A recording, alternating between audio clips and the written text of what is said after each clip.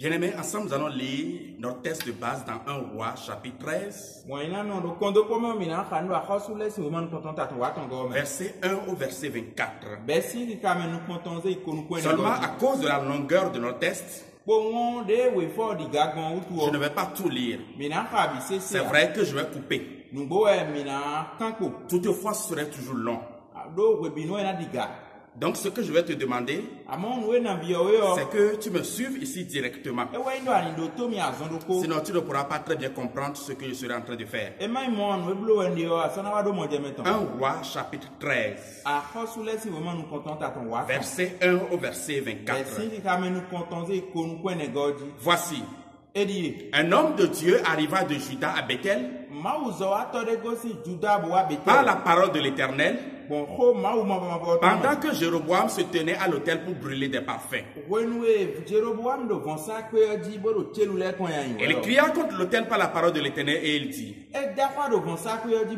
Autel, autel, ainsi parle l'Éternel. Voici, il naîtra un fils à la maison de David. Son nom sera Josias. Il immolera sur toi les prêtres des hauts lieux qui brûlent sur toi des parfums. Et l'on brûlera sur toi des ossements d'hommes. Et le même jour, il donna un signe en disant: c'est ici le signe que l'Éternel a parlé. Voici, l'autel se fendra, et la cendre qui est dessus sera répandue. Le roi dit à l'homme de Dieu: entre avec moi dans la maison, et tu prendras quelque nourriture, et je te donnerai un cadeau. L'homme de Dieu dit au roi: quand tu me donnerais la moitié de ta maison, je n'entrerai pas avec toi. Je ne mangerai point de pain, et je ne boirai point d'eau dans ce lieu-ci, car cet ordre m'a été donné par la parole de l'Éternel. Tu ne mangeras point de pain, et tu ne boiras point d'eau, et tu ne prendras pas à ton retour le chemin par lequel tu seras allé. Et il s'en alla par un autre chemin, et ne prit pas à son retour le chemin par lequel il était venu à Bethel. Or, il y avait un vieux prophète qui demeurait à Bethel. Ses fils vinrent lui raconter toutes les choses que l'homme de Dieu avait faites à Bethel ce jour-là, et les paroles qu'il avait dites au roi. Lorsqu'ils en eurent fait le récit à leur père, il leur dit: par quel chemin s'en est-il allé?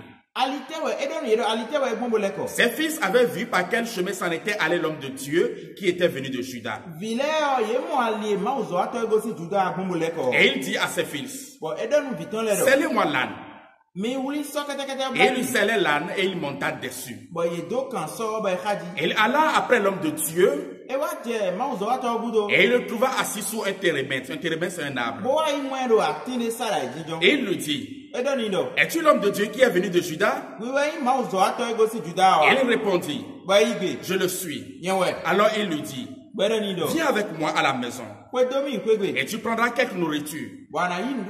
Mais il répondit: je n'ai pu retourner avec toi, ni entrer chez toi. Je ne mangerai point de pain, je ne mangerai point d'eau avec toi en ce lieu-ci, car il m'a été dit par la parole de l'Éternel: tu ne mangeras point de pain et tu ne boiras point d'eau, et tu ne prendras point à ton retour le chemin par lequel tu seras allé. Le vieux lui dit: moi aussi, je suis prophète comme toi. Et un ange m'a parlé de la part de l'Éternel et m'a dit: ramène-le avec toi dans ta maison, et qu'il mange du pain et boive de l'eau. La Bible dit: il lui mentait. L'homme de Dieu se retourna avec lui Et il mangea du pain et but de l'eau dans sa maison. Comme ils étaient assis à table, la parole de l'Éternel fut adressée au prophète qu'il avait ramené. Et il cria à l'homme de Dieu qui était venu de Juda. Ainsi parle l'Éternel. Parce que tu as été rebelle à l'ordre de l'Éternel. Et que tu n'as pas observé le commandement que l'Éternel ton Dieu t'avait donné. Parce que tu es retourné. Et que tu as mangé du pain et bu de l'eau dans le lieu dont il t'avait dit. Tu ne mangeras point de pain, tu ne boiras point d'eau. Ton cadavre n'entrera pas dans le sépulcre de tes pères. Le texte finit en disant ceci. L'homme de Dieu s'en alla. Et il fut rencontré dans le chemin par un lion qui le tua. Son cadavre était étendu dans le chemin. L'âne resta près de lui. Et le lion se tint à côté du cadavre. Va jusqu'au bout dans ton obéissance. Va jusqu'au bout dans ton obéissance. C'est le thème que le Seigneur a mis sur mon cœur pour ce dimanche pour toi. Bien-aimé, lorsque vous regardez très bien l'histoire des héros de la Bible et l'histoire de nous autres aujourd'hui également, vous vous rendez compte que le problème de beaucoup de personnes, ce n'est pas le refus de l'obéissance aux ordres de Dieu, mais le problème, c'est l'obéissance en partie aux ordres de Dieu. Très peu de personnes oseront dire un non catégorique à Dieu. Oui, il peut arriver que devant certaines situations, certaines personnes puissent dire à Dieu non, on ne le fera pas. On ne veut pas respecter tes commandements. Mais ce qui est le plus remarqué, c'est que beaucoup disent oui. Seigneur, je le ferai. Seigneur, je vais commencer. D'ailleurs, j'ai commencé. Mais très peu de personnes vont jusqu'au bout.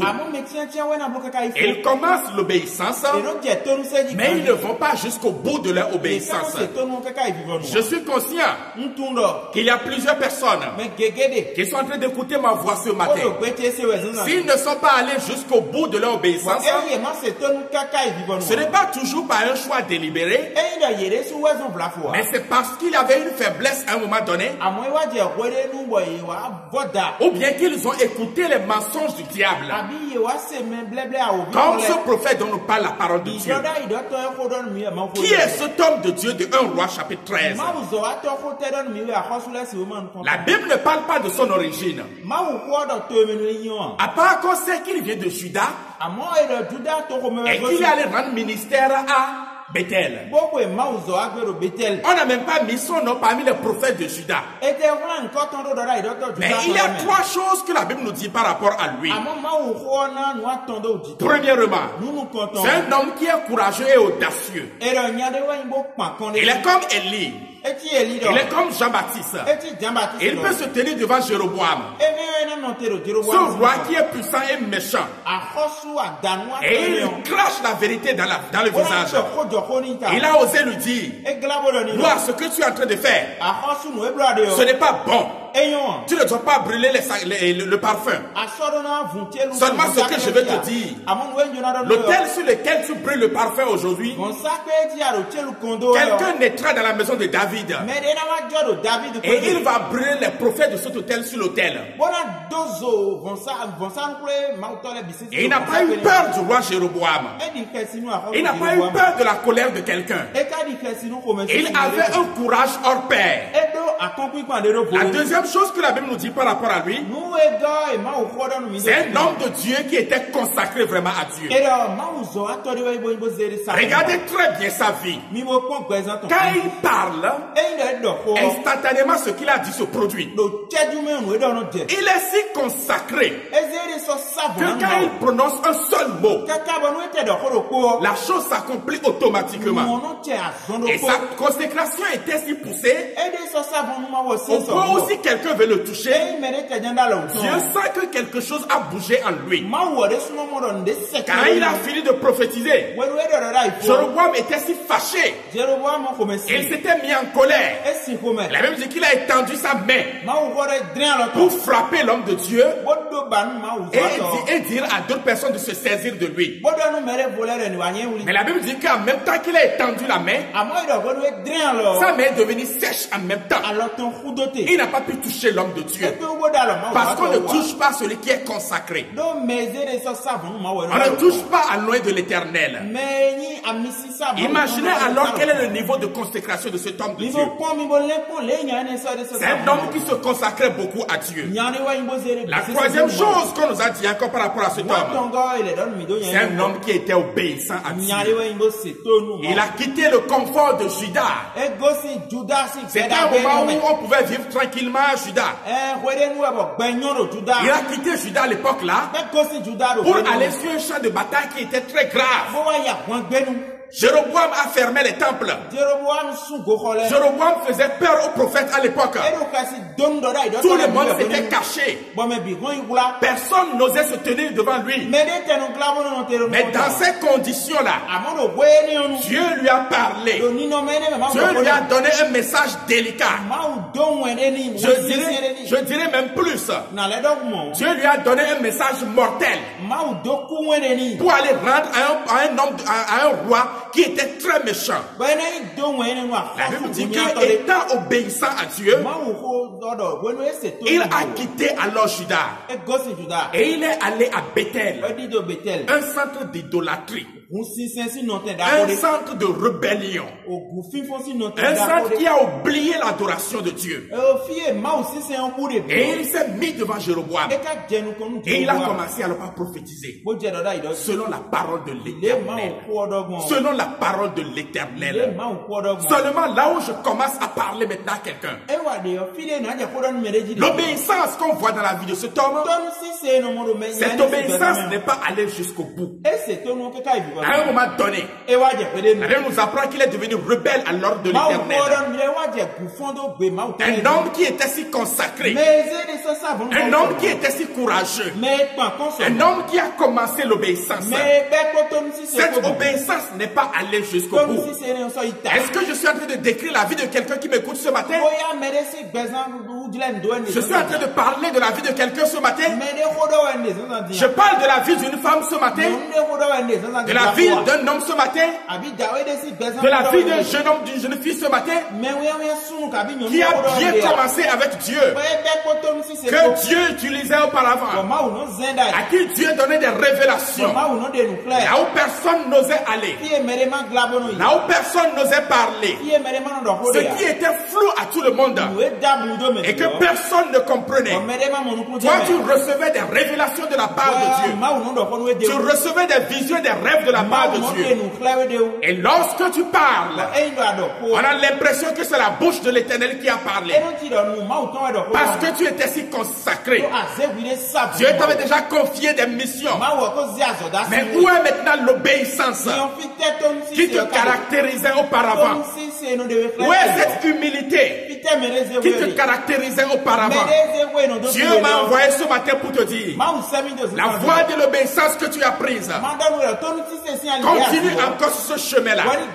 Si par hasard tu t'es arrêté, ce matin représente un nouveau départ pour toi.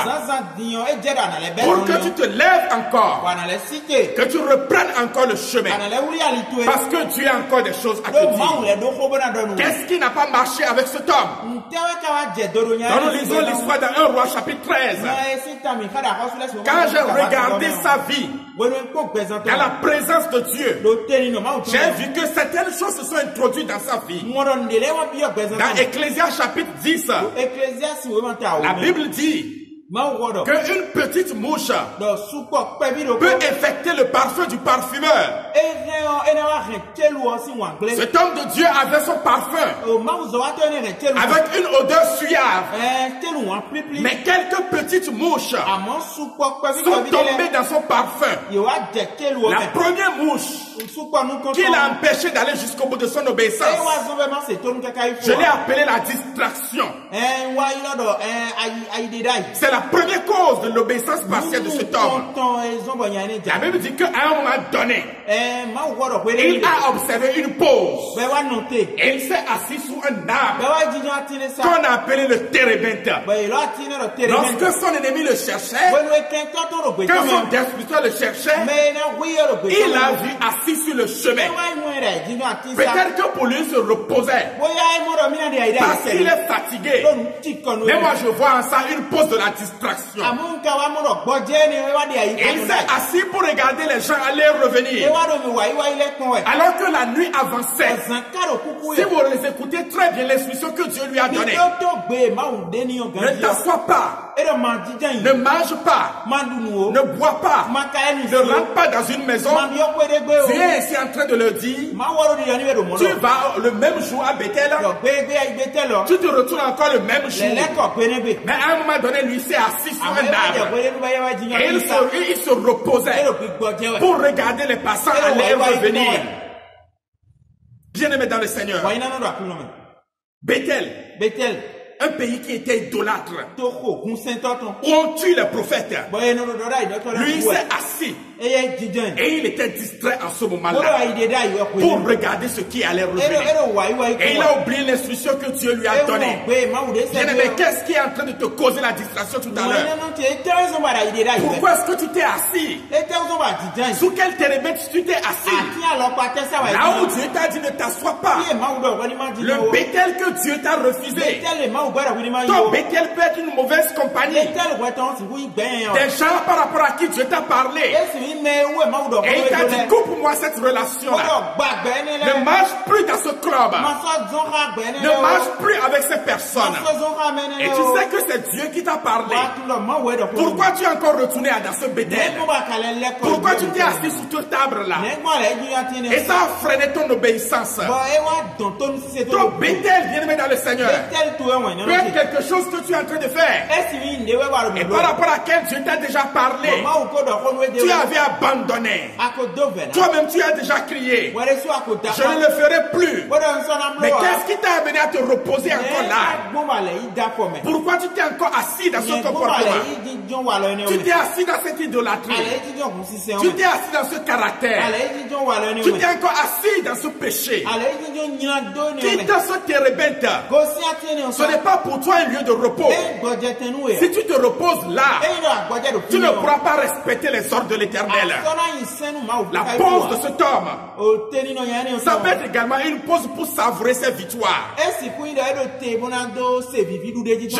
J'imagine que quand il est assis sous l'arbre, et il se disait en lui-même, waouh, j'ai accompli un exploit aujourd'hui. Non, vraiment, je ne sais pas que je pouvais faire comme ça. Je suis allé à Bethel, j'ai opéré tel miracle. Le Seigneur m'utilise vraiment. J'ai parlé et les choses sont arrivées. Quand je suis entré dans la ville, il me regardait passer. Il ne savait pas qu'il y avait une telle onction sur moi. Il ne savait pas que Dieu pouvait m'utiliser comme ça. Mais quand j'ai commencé à le faire, ils n'en revenaient pas eux-mêmes. Les gens n'en revenaient pas. Ils ne croyaient pas ça. Non, Dieu m'a vraiment utilisé. Et il s'est assis sous le térébinthe pour regarder ses victoires passées, pour imaginer tout ce que les gens imaginent derrière lui, pour savourer des victoires. Laisse-moi te dire ceci. Le Dieu qui a commencé à t'utiliser, le Dieu qui t'a donné des instructions et avec lequel tu as commencé à marcher, avec les petites victoires que tu as eues, tu crois que c'est ça qui est le sommet? Non, Dieu a encore prévu des choses pour toi. Quitte ce térébinthe de l'orgueil, ce térébinthe de la satisfaction humaine. Dieu a encore des choses devant toi. Tu t'étais consacré avant. Tu priais comme cela se devait. Tu étais obéissant. Tu cultivais la sanctification. Tu étais intègre. Et quand tu as vu quelques fruits, tu as vu des bénédictions, tu as cru que c'est ça qui est le sommet. Et comme ce jeune prophète, tu es allé t'asseoir sur le térébinthe, alors que Dieu t'a dit va encore loin. Combien parmi nous, à qui Dieu a donné des jours de jeûne et prière, à qui Dieu a donné des instructions pour la consécration. Et quand ils ont commencé par prier sur le sujet que Dieu leur a montré, parce qu'ils ont vu quelques résultats, pour eux c'est ça qui est le sommet. C'est ça que Dieu veut faire. Non, bien-aimé dans le Seigneur, obéis à ce que Dieu t'a donné comme instruction. Continue encore dans la foi. Comme l'Éternel Dieu te l'a dit. Quelle mouche encore est tombée dans le parfum de cet homme et qui a fait qu'il n'a pas obéi jusqu'au bout. La deuxième mouche, je l'ai appelée la rupture de la connexion avec Dieu. J'ai vu quelque chose dans la vie de ce jeune. Quand il veut parler, la Bible ajoute toujours selon la parole de l'Éternel, tel que Dieu le lui a dit, tel que Dieu le lui a révélé. Mais ce qui m'a étonné, quand le vieux est venu lui parler, il a répondu au vieux, Dieu m'a dit telle et telle chose. Et le vieux lui a dit maintenant, moi aussi je suis prophète comme toi. Un ange de l'Éternel m'est apparu. Et l'ange m'a dit de te ramener chez moi à la maison. Viens, nous allons partir alors. Pourquoi n'a-t-il plus consulté son Dieu? Pourquoi ce n'est plus selon la parole de l'Éternel? Lui qui écoutait Dieu auparavant, lui qui suivait les instructions de Dieu auparavant, parce qu'au moment donné il était assis dans la distraction, mais il a commencé par écouter un humain sans chercher à la confirmation de Dieu. Auparavant, c'est Dieu qui m'a dit. Dieu m'a dit de dire telle chose à Jéroboam.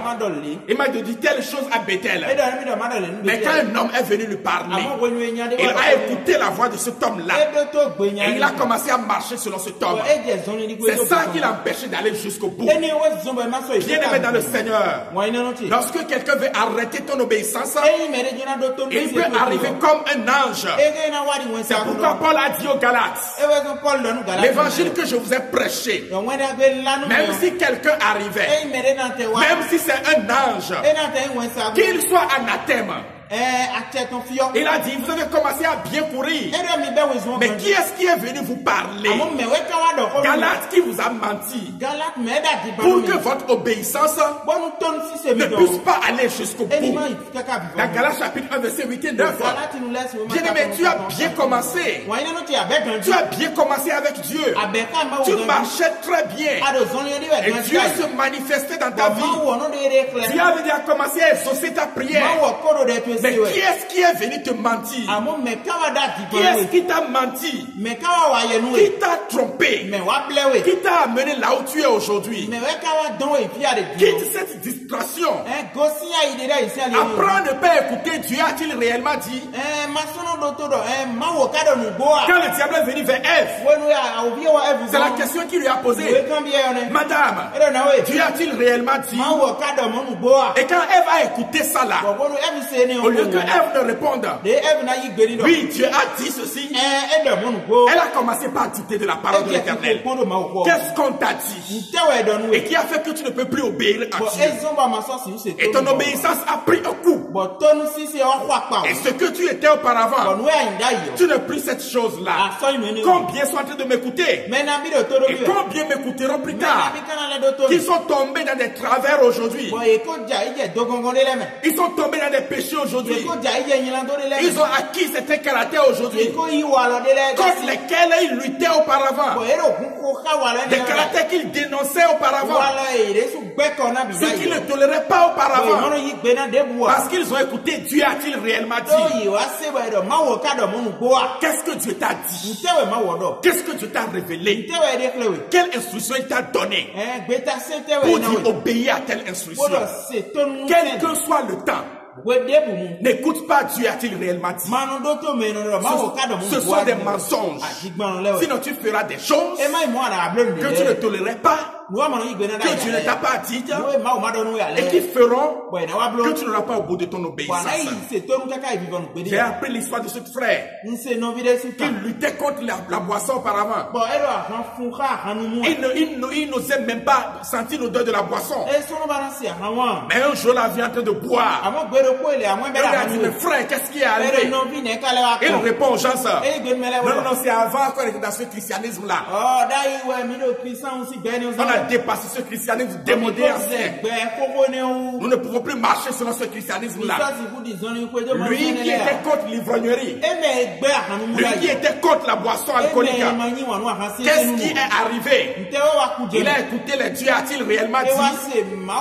Non, ce n'est pas ce que la Bible a dit ça. On ne vous a pas bien interprété la Bible. Les pasteurs ne comprennent pas très bien. Il y a une maladie qui a attaqué beaucoup de chrétiens aujourd'hui. De la part de certains hommes de Dieu qui ont mal compris ce que Dieu leur a dit. Et qui sont venus dire, lorsqu'une situation se présente, non, dans les textes originaux, en hébreu et en grec, on peut se permettre telle chose. Ce n'est pas ce que Dieu a dit ça. On vous a menti.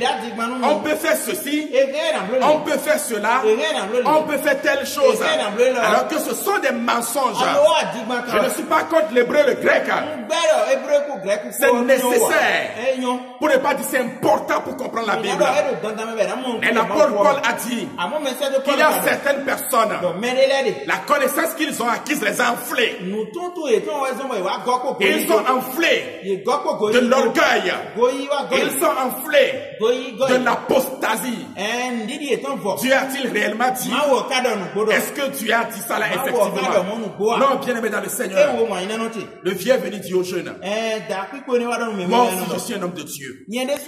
Et Dieu m'a dit, alors que Dieu ne lui a rien dit. La troisième mouche qui peut t'empêcher d'aller jusqu'au bout de ton obéissance, même si ce n'est pas dans la vie de cet homme, je voudrais le citer. Je l'ai appelé le marchandage avec Dieu. Le marchandage avec Dieu. On obéit à Dieu tant qu'on n'a pas encore ce qu'on veut qu'il nous donne. Seigneur, donne-moi telle chose. Seigneur, donne-moi ceci. Si tu me donnes ça là, je vais t'obéir. D'ailleurs, j'ai rangé ma vie. Moi-même, j'ai vu que dans tel domaine là, c'est parce que je suis désobéissant que telle chose m'arrive. Seigneur, maintenant je veux t'obéir. Et on commence à obéir à Dieu. Mais avec le temps, on oublie l'obéissance. Dès que nous avons ce que nous voulons, notre obéissance, nous l'arrêtons à mi-chemin, sans aller jusqu'au bout. Le cœur de l'homme est tortué par des esprits, tellement tortueux qu'il tente même quelquefois de tromper Dieu. J'ai lu l'histoire de cet homme-là. Je ne sais pas si c'est vrai, si c'est faux.